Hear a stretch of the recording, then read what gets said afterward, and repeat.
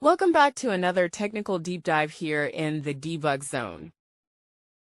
Today we're tackling a big question and breaking it down with insights from other users. Hopefully this clears up some misconceptions and helps you get the answer you need.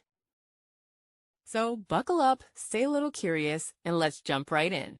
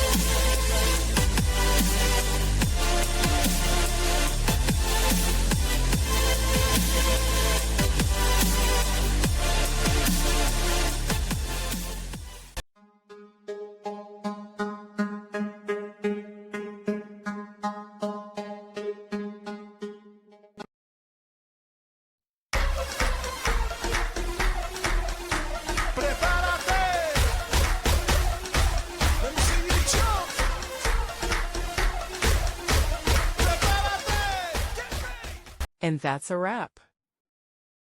I hope you found the answer you were looking for. If you did, take a second to hit that subscribe button. It really helps out. And let me know in the comments which solution worked best for you.